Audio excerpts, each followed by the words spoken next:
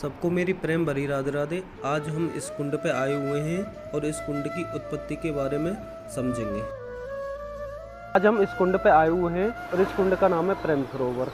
तो आज हम इस कुंड की विशेषता जानेंगे कि इसका नाम प्रेम सरोवर क्यों रखा गया था। तो प्राचीन काल में कुछ संतों द्वारा और कुछ ब्रजवासियों द्वारा बताया जाता है कि यहाँ बहुत हरे भरे वृक्ष थे पहले, और उन वृक्षों पे काफ़ी प्रकार के फूल और पुष्प लगे हुए थे। और उन्होंने बताया था कि यहाँ से करीब राइट साइड पर 4 से 5 किलोमीटर दूर नंदगांव स्थित है, और उन्होंने बताया था कि यहाँ से लेफ्ट साइड पर करीब 2-3 किलोमीटर बरसाना स्थित है। तो एक दिन की बात थी, जो नंदगांव से कृष्ण भगवान अपने सखाओं के साथ यहाँ गाय चराने आए थे, और उसी दिन राधा रानी अपनी सखियों के साथ यहाँ रास करने आई थी।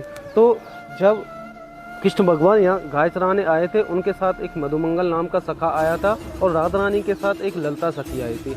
तो राधा रानी को वो पुष्पों से सजा रही थी, तभी एक भौरा आया था और राधा रानी के मुँह पे घूमने लगा था। तो राधा रानी अपने मुँह को इधर उधर करने लगी थी। तभी कृष्ण भगवान के साथी ने, मधुमंगल ने उस चीज़ को देखा। तो मधुमंगल कृष्ण भगवान से कहने लगा कि प्रभु आप चलिए यहाँ से। तो ये बात राधा रानी को पता चली थी। तो राधा रानी को बहुत कष्ट हुआ था और पीड़ा हुई थी, वह रोने लगी। तो ये जब वह रोने लगी थी तो वो पता लगी कृष्ण भगवान को कि राधा रानी रो रही है। तो फिर कृष्ण भगवान को भी उनका कष्ट सहन नहीं हुआ, वो भी रोने लगे। राधा रानी और कृष्ण भगवान के यहाँ प्रेम के आंसुओं से यहाँ जल इकट्ठा हुआ था, इसीलिए इसका नाम प्रेम सरोवर रखा गया है। और इस जल के लिए देश और विदेशों के लोग यहाँ तरसते हैं इसको पाने के लिए। और इसकी गहराई से चर्चा समझने के लिए कुछ यहाँ ब्रजवासी बैठे हैं, उनसे बातचीत करेंगे। आइए चलिए। आपका नाम जान सकता हूँ? नारायण दास। अच्छा, तो बाबा इस कुंड की क्या महिमा है, कुछ बता सकते हैं? इस कुंड की महिमा मैं अपने भाव के अनुसार व्यक्त करता हूँ जी। इस लिखित में तो जो होगा उतना हमने पढ़ा उड़ा भी नहीं है लिखित में, परंतु ये लिखित में और अपना अंतर्निहित भावना में बहुत अंतर होती है जी। जैसे वो गीता में भगवान ने कहा है कि मैं शब्द वाणी से परे हूँ, मुझे कोई वाणी के द्वारा प्राप्त नहीं कर सकता है, मुझे वेद मंत्र से भी प्राप्त नहीं कर सकता है, मुझे देखने की इच्छा करेगा तो भी नहीं देख सकता। जी जी। तो मैं किस प्रकार प्राप्त होता हूँ? मैं तो किसी बिरले को ही प्राप्त होता हूँ। तो ये जो कुंड है प्रेम सरोवर है, जो हमारे ब्रज मंडल के अंतर्गत बरसाना धाम के पास में गाजीपुर ग्राम में स्थित है जी। तो इस प्रेम सरोवर में किसी द्वापर में भगवान श्री कृष्ण ने रास रचाए थे गोपियों के साथ। उस समय राधा रानी भी मौजूद थी जी। पर वो एक प्रेम भावना थी, इसलिए प्रेम सरोवर नाम पड़ा जी। प्रेम से रासलीला किया था।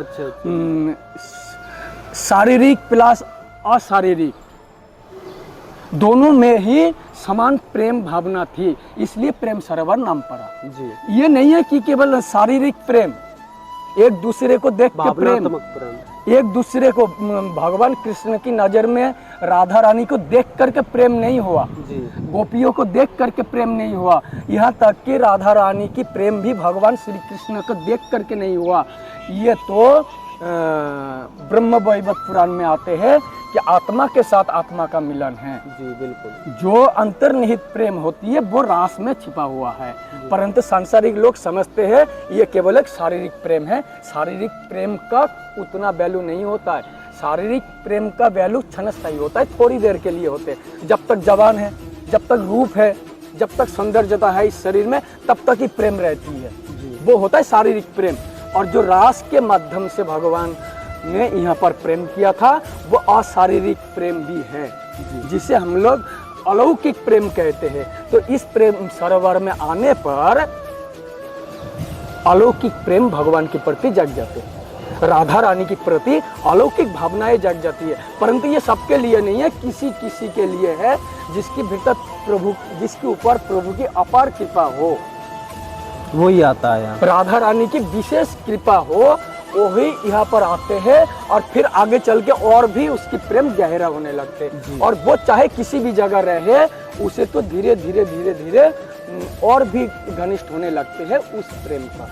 तो ये केवल भौतिक प्रेम नहीं है, ये अलौकिक प्रेम का भी एक मार्ग है। यहाँ पर आने से उसे राधा रानी के प्रति अलौकिक प्रेम जग जाते हैं। बोलिए श्री वृंदावन बिहारी लाल की जय।